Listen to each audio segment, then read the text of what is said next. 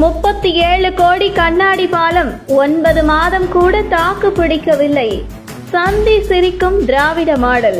திராவிட model ஆட்சியில் இதற்கு முன்பு திருவண்ணாமலையில் தென்பெண்ணை ஆற்றில் ஏற்பட்ட வெள்ளப்பெருக்கினால் 16,000 கோடியில் கட்டப்பட்ட புதிய பாலம் 3 மாதங்களில் இடிந்து விழுந்த சம்பவம் மக்களிடையே பெரும் அதிர்ச்சியை ஏற்படுத்தியிருந்தது.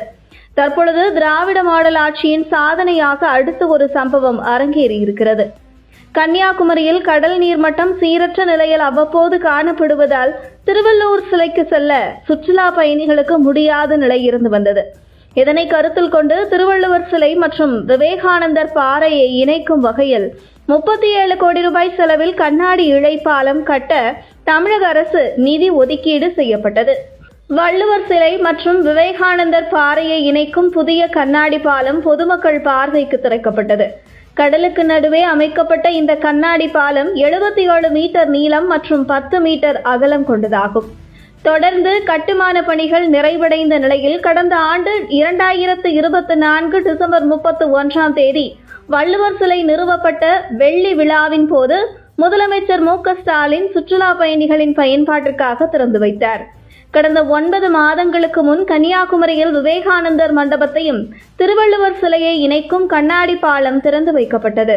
பல்லாயிரக்கணக்கான சுற்றுலா பயணிகள் தினமும் கண்ணாடி பாலத்தை பயன்படுத்தி வருகின்றனர். இந்த நிலையில் அந்த கண்ணாடி பாலம் 2 முறையாக சேதமடைந்தது. கண்ணாடி பாலத்தில் விரிசல் விழுந்துள்ள நிலையிலும் சுற்றுலா பயணிகள் நடந்து செல்ல மாவட்ட நிர்வாகம் அனுமதி அளித்துள்ளது. விரிசல் ஏற்பட்டுள்ள பகுதியில் தடுப்பு வைக்கப்பட்டுள்ளது. ஆபத்தை அறியாமல் விரிசல் அடைந்துள்ள கண்ணாடியின் அருகே நின்று பொதுமக்கள் செல்ஃபி எடுத்து வருகின்றனர்.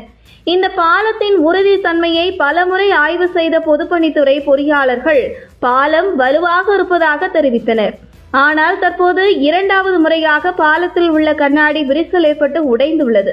இந்த கண்ணாடி பாலத்தை பார்ப்பதற்கு என்றே தினந்தோறும் அங்கு பல்வேறு மாவட்டங்களில் இருந்தும் கேரளாவில் இருந்தும் மக்கள் வந்து கொண்டிருக்கின்றனர். கண்ணாடி பாலத்தில் செல்ல கட்டணம் வசூலிக்கப்பட்டு வருகிறது. இந்த நிலையில் சுற்றுலா பயணிகளின் பெரும் வரவேற்பை பெற்ற கண்ணாடி பாலத்தில் ஒரு இடத்தில் விரிசல் ஏற்பட்டுள்ளது அனைவரையும் அதிர்ச்சியடைய வைத்துள்ளது. இதனால் கண்ணாடி பாலத்தில் செல்ல சுற்றுலா பயணிகளுக்கு தடை விதிக்கப்பட்டுள்ளது. பாலத்தில் ஏற்பட்ட விரிசலை சரி செய்யும் பணிகள் தொடங்கியுள்ளன.